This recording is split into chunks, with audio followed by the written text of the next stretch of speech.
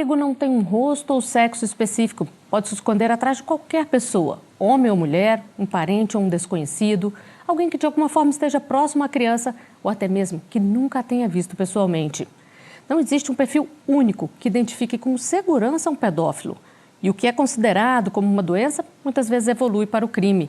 Só no ano passado, o Disque 100 recebeu mais de 17 mil denúncias de violência sexual contra menores. A pedofilia é o tema do artigo 5º de hoje. Está na Constituição Federal. Não há crime sem lei anterior que o defina, nem pena sem previsão legal.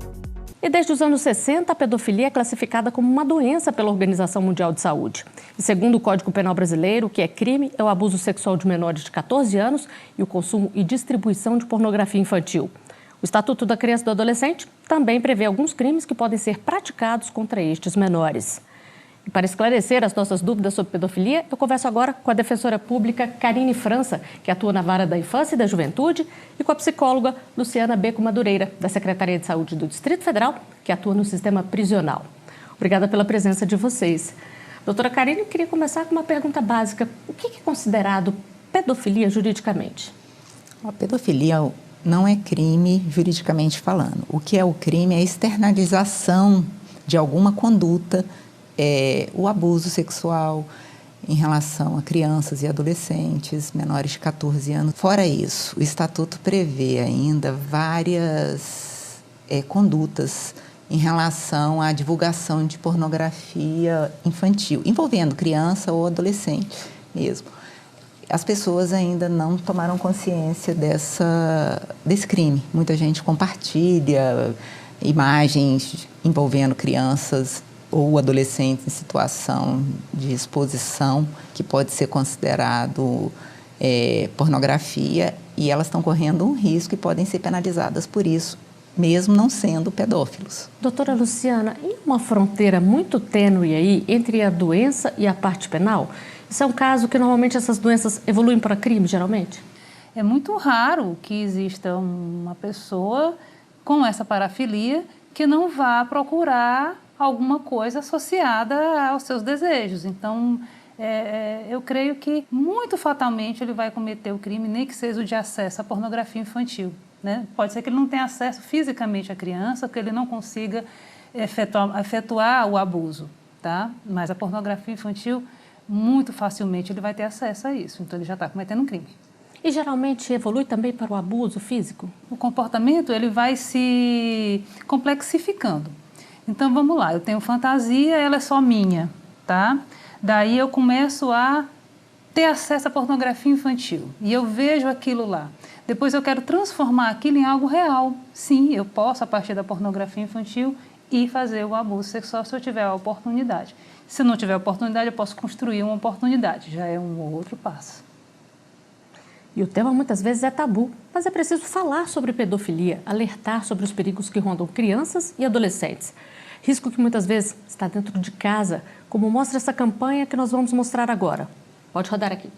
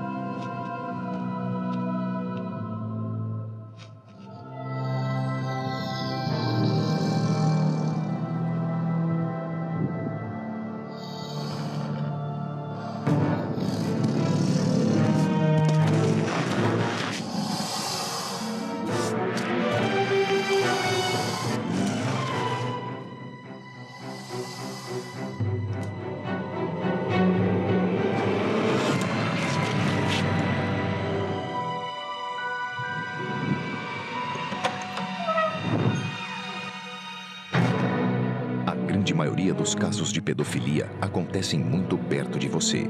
Existem sinais que podem denunciar esse mal. Não feche os olhos para isso. Junte-se a nós nessa luta. Doutora Karine, 70% dos casos de abuso sexual de crianças e adolescentes acontecem dentro de casa, com parentes das crianças e adolescentes. Como identificar que um pedófilo pode estar agindo dentro de casa? Olha, normalmente quando a criança já fala, a questão é, ela normalmente fala para alguma pessoa que ela tem confiança. Quando é um bebê, normalmente quem identifica isso é a mãe ou a consulta pediatra, o acompanhamento no posto de saúde pode identificar sinais de abuso, não só sexual, como físicos também. E quando a criança não fala, ela já consegue falar, mas ela começa a demonstrar ali, como na campanha que a gente viu, o garotinho quietinho ali, há uma mudança geralmente de comportamento que é possível ser detectada? Estatisticamente falando, a escola é o primeiro local que a criança demonstra um comportamento diferente. Normalmente, ela às vezes com os coleguinhas, ela repete aquele tipo de comportamento que às vezes ela pode estar sofrendo em casa. Os desenhos, igual mostra a criança ali, mostram um sofrimento. Mesmo que não seja o abuso sexual, às vezes o desenho da criança na escola pode demonstrar que ela está sofrendo algum tipo de abuso. E quais são as consequências, doutora Luciana, para uma criança ou adolescente que é vítima de um abuso sexual, que é vítima de uma ação de um pedófilo? Geralmente, quem é vítima depois pode se tornar o abusador? Pode se tornar um abusador. Não é fatal que vá se tornar, mas pode sim, né? Existe uma predisponibilidade. O abuso, ele não é um abuso do corpo só. Ele é um abuso simbólico, tá? É um abuso de afetos. É o abuso de uma pessoa que estava ali, por exemplo, para cuidar e, ao invés de cuidar, está erotizando uma situação que não era para ser erotizada, tá? E isso sim tem um peso e vai depender de cada criança e de como é que a família vai gerenciar isso, tá? Então, pode acontecer. E que tipo de apoio geralmente é garantido a uma vítima que chega na vara da infância e da adolescência, doutora Karine? A teoria a lei determina o tratamento e o acompanhamento integral. Envolvendo crianças, então, é uma previsão legal que dá até uma responsabilização para o Estado se ela não ocorrer de forma efetiva. Entretanto, a limitação da família, às vezes, é as condições financeiras, não tem dinheiro da passagem de ônibus, né? A família tem que optar entre comprar um saco de arroz, por exemplo, e a passagem de ônibus para levar a criança para o tratamento. Mas isso faz toda a diferença, né? Fazer o tratamento para uma criança dessa. Com certeza. A superação ela é demonstrada pela criança se ela retoma a autoestima, porque muitas vezes o abuso ele tira a autoestima da pessoa. E o tratamento não só ensina ela a se defender, como provavelmente retoma uma autoestima para ela querer uma vida diferente também. E não repetir futuramente essa situação, porque o que a gente vê muito às vezes é o pai que abusou do filho, o filho cresce, abusa dos irmãos mais novos ou de algum parente. Isso acontece muito na vara da infância. E quando acontece dentro de casa, aí a criança é retirada de casa imediatamente? Como é que funciona isso na prática? Tem abuso que deixa vestígio, que é uma relação sexual com uma criança, com certeza vai deixar vestígio. Isso e se não tiver um parente próximo de confiança que tenha vínculo com a criança, ela pode ser colocada num acolhimento institucional. Mas o acolhimento institucional é a última opção. Se tiver algum parente, padrinho, alguma pessoa que seja capaz de proteger essa criança, esse acolhimento não acontece. Agora, quando deixa vestígios, é fácil, porque ali pode haver uma prisão em flagrante, pode ter um afastamento desse agressor do lar. O mais difícil é o abuso que não deixa vestígios, é a passadinha de mão, é o sexo oral, tem vários tipos de abuso que não deixam vestígios e apesar da lei não fazer diferença de tratamento em relação à pena, na prática é muito difícil você às vezes comprovar um crime que não deixa vestígios, né? E o tratamento garantido a esses abusadores, doutora Luciana, para que não seja uma situação que se repita continuamente. A senhora trabalha no sistema carcerário.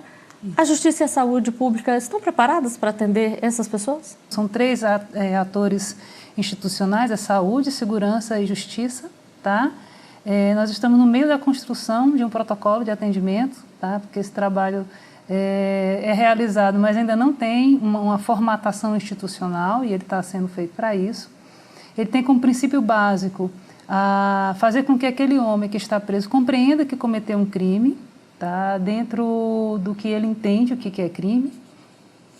Eles têm muita dificuldade, né, de entender que esses abusos que são cometidos intrafamiliares e que não têm o vestígio, né, que são realmente crimes. Esse adulto precisa entender, né, que quando ele abusa de uma criança, ele está quebrando um pacto de cuidado, tá? E que a quebra desse pacto já é um abuso, porque ele está ali com o papel de pai, de padrasto, de tio, de vizinho, o que quer que seja, tá? E isso já causa na criança, né, uma situação de trauma. E em tempos de acesso fácil à internet, todo cuidado é pouco. Como evitar que crianças e adolescentes se tornem alvos fáceis? Essa é a dúvida de um telespectador. Pode rodar aqui. Criança deve ter privacidade ou é dever dos pais e responsáveis vigiar o que eles fazem na internet? Doutora Luciana, tem que ficar de olho? Tem que ficar de olho, né? A criança, né, a privacidade da criança, ela precisa ser cuidada e precisa ser educada, tá? A gente, às vezes, está também criando uma situação de adultização da infância e infantilização do adulto, né? Isso é muito complicado. Porque parece que é a criança que precisa se prevenir do adulto abusador, tá? E ela precisa, né? Mas o foco também é a educação desse adulto, tá? Esse adulto precisa entender que quando eu pego um vídeo de infância, né, e divulgo no meu Facebook, tá? E esse vídeo tem o meu filho, a minha filha, numa determinada situação que pode ser entendido por um pedófilo como erótica, e eu coloco aquilo lá, também é a minha responsabilidade como adulto, a maneira como eu exponho meus filhos, né? Então, assim, realmente, precisamos olhar para a criança e precisamos educar o adulto também, né? E a conversa com essa criança, como é que deve ser? Depende da idade dela? Para poder explicar. Sim, claro. O que pode acontecer? Sim, então existem algumas iniciativas muito legais.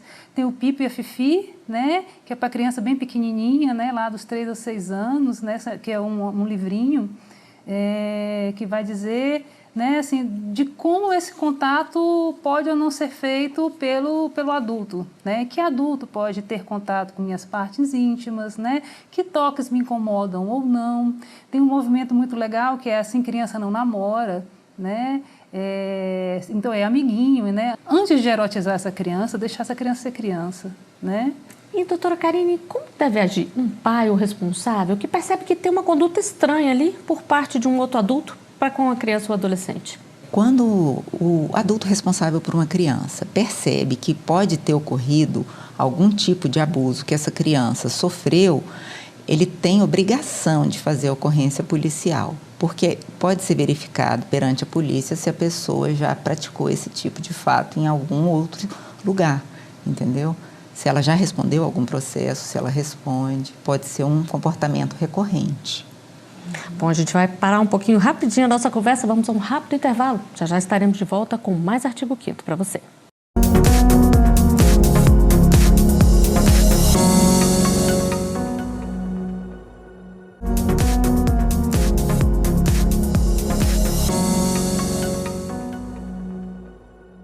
O Artigo 5º está de volta. No programa de hoje estamos falando sobre pedofilia. Sobre esse tema eu converso com a psicóloga Luciana Beco Madureira, da Secretaria de Saúde do Distrito Federal, e com a defensora pública Karine França, da Vara da Infância e da Juventude. E desde 2017, uma força-tarefa envolvendo o governo federal e a Polícia Civil de todo o país está nas ruas para investigar o armazenamento, compartilhamento e produção de pornografia infantil. 4 etapas da Operação Luz na Infância já foram realizadas. Ao todo, 546 pessoas foram presas e 1.112 mandados de busca e apreensão foram cumpridos. Mas será que todo crime deixa pistas? Nós temos uma pergunta gravada nas ruas sobre isso. Vamos conferir aqui. Sempre é possível rastrear fotos repassadas pela internet? Doutora Karine, isso é parte importante da investigação, né? Olha, o marco legal da internet, ele deu essa permissão, mas eu não sei se isso é possível, realmente a questão é de tecnologia da informática, eu não sei se existe algum local que você não consiga rastrear.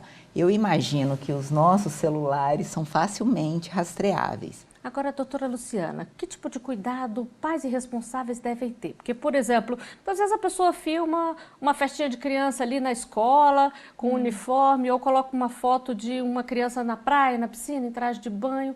Isso pode ser usado de forma indevida? É preciso ter cuidado? O que a gente tem que entender aqui é que a pedofilia está no olhar de quem vê e não no vídeo que está sendo colocado lá, né? Assim, não é o seu filho tomando banho na piscina que é erótico. Alguém enxerga aquilo como se fosse. E essa transformação, a partir da Deep Web, né, que era isso que a gente estava colocando, que é uma ramificação imensa, que é difícil de se chegar, né, é que precisa ser falado na sociedade, é que a gente precisa falar sobre isso sempre.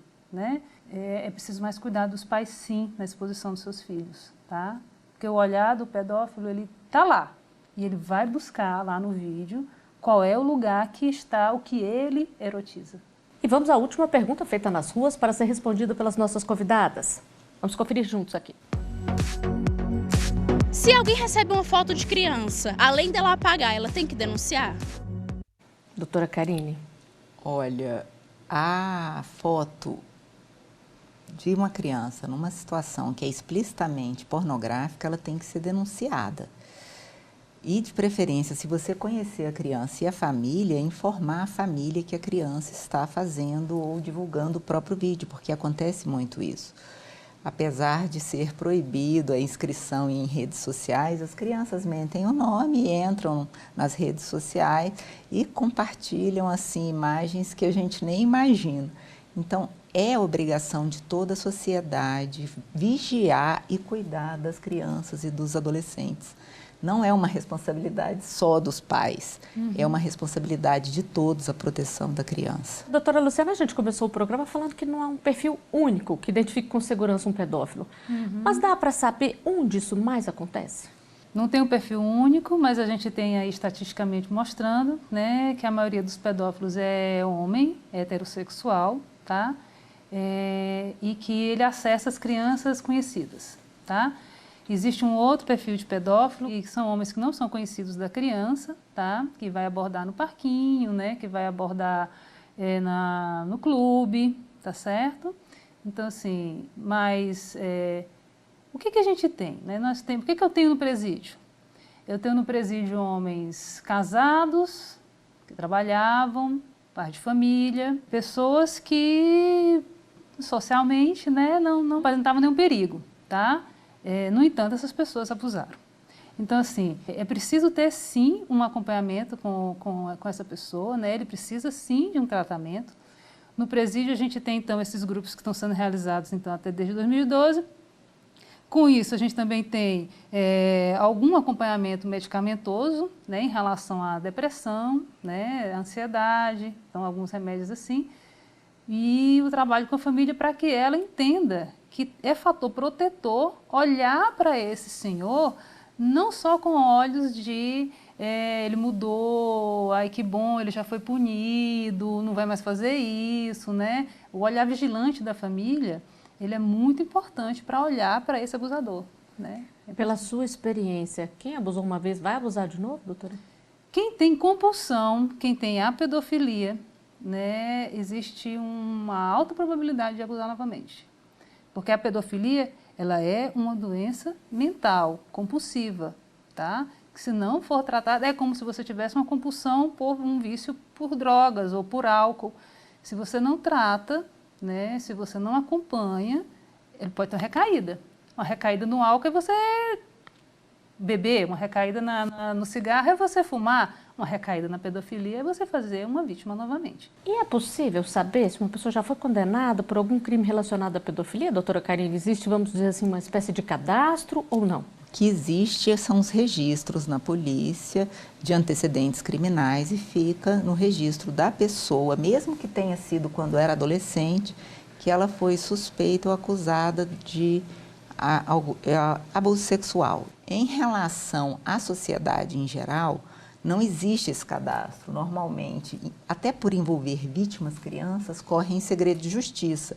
Então, se eu buscar o nome de uma pessoa que foi acusada ou presa por esse ato, por esse crime, pode ser que eu não tenha acesso, nem no Google, nem no Tribunal de Justiça, por exemplo, porque envolveu criança, envolveu relações familiares, a lei determina o sigilo para não poder ser divulgado. E como combater cada vez mais a pedofilia? A nossa equipe foi às ruas conferir as opiniões. Pode mostrar aqui. Mais informação, porque tem muitas crianças que não sabem de muitas coisas, né? Às vezes não tem muita comunicação com os pais, é mais a comunicação. Eu acho que é os pais prestar muita atenção, né? E colocar as pessoas, os professores, para conversar mais, né? Parte da educação, da escola, do convívio escolar, do convívio familiar, né? Muita conversa, diálogo do pai com os filhos, desde o jardim, do primeiro momento das nossas vidas, e ter esse diálogo como algo natural, né? Os pais fazer a fiscalização do que as crianças estão fazendo, do que as crianças estão vendo, do que seus filhos estão ouvindo pela internet, até mesmo com os amigos, que às vezes as crianças não vêem na internet, mas os amigos comentam alguma coisa, ficam com curiosidade. Então nós, pais, temos que ficar mais atentos, fazendo fiscalização com os nossos filhos. Essa senhora que acabou de falar, ela deu uma entrevista muito boa e além do que a gente usou, ela falou também que os pais têm que pegar firme com celular, internet. É isso mesmo, doutora Luciana? Tem que pegar firme mesmo? Tem que olhar, tem que acompanhar. Mas, assim, uma questão que a gente não pode esquecer é que quando o abuso está dentro de casa, né, assim, os pais estão vigiando essa criança como, né, assim... quando eu trabalho com as famílias das pessoas que cometeram um crime sexual, eu peço que eles façam uma vigilância carinhosa, tá? Porque é preciso também olhar para esse adulto e desconfiar desse adulto. Porque quando a gente não escuta o que a criança está falando e a gente pensa que ele está inventando, que está exagerando, né? A gente está tirando ali da criança uma maneira de se defender, tá? Então, concordo, eu acho que os pais têm que olhar, a escola tem que orientar, né? E a gente também tem que olhar para o companheiro, tem que olhar para o tio, tem que olhar para o vizinho, tem que olhar para o professor, né? Para o treinador. A gente tem que olhar para essas pessoas também, tá? Não só porque a criança está fazendo, mas porque que essas pessoas estão fazendo ao redor dessa criança. É importante também. Pois é, doutora Karine, a gente escuta muito falar que adultos se fazem passar por crianças e adolescentes para tentar conversar de igual por igual ali e seduzir a vítima. Isso realmente acontece? Olha, na internet já está assim mais que comprovado que eles até marcam encontros como se fosse um coleguinha mesmo, pede para encontrar no shopping. Com certeza, não é lenda urbana, não. Isso é muito real, os pais têm que ficarem muito atentos, porque se os filhos não forem previamente orientados e educados, o risco deles se tornarem vítimas é muito maior do que quando há educação. Inclusive, a educação, assim, bom ver que a população está reconhecendo que a educação é importante, porque, na verdade, eu acho que a falta de educação é que deixa, às vezes, as pessoas achando bonitinho namorar quando é criança. Hoje em dia é proibido namorar antes dos 14 anos. Você pode ser preso por namorar uma adolescente ou um adolescente menor de 14 anos. Então, assim, isso é uma coisa que tem que ser divulgada. As pessoas não se atentaram sobre isso. Não ao geral, se você for em qualquer lugar público, você vai ver, às vezes, adolescentes namorando, se agarrando. É crime e pode ser punido, independentemente da idade. Que a gente estava até conversando antes, né? A gente quer ter uma infância ou não quer ter infância? Né? Assim, nós, como sociedade, a gente quer que exista uma instituição infância? Né? Então, se a gente quer que exista uma instituição infância, por que a gente quer que ela exista? O que a gente quer proteger ali? Né? A gente quer que essa criança tenha o direito de brincar, de estudar e depois, né, desenvolver como ser humano e quebrar o ciclo de violência? Né? Ou eu não quero? Porque eu preciso escolher. Se eu quero que aquela criança seja criança, eu não posso erotizar aquela criança, né? Não posso trazer ela, né? Não posso tirar aquela criança ali daquele lugar e trazer para o lugar do adulto, né? E colocar, por exemplo, a responsabilidade do abuso na menina danada. Ela tem 12 anos, mas ela parece que tem 15, né? Então, assim, sim, mas ela tem 12. E você tem quanto? Não, eu tenho 20, tenho 30, eu tenho 40. Já é um adulto, né? Já é um adulto. Então, a responsabilidade, então eu tenho que ter o papel muito claro do que é ser adulto e o papel do que é ser criança. E juridicamente, né, doutora Karine, tem uma divisão do que é ser adulto e do que é ser criança, né? E é um papel educativo esse também. E qual que é a faixa etária em que a criança ou adolescente está mais vulnerável à pedofilia? Entre 3 e 6 anos. E aí, aqueles que são mais, com mais sequelas, eles vão para menos dessa idade, né? De 3 a bebê.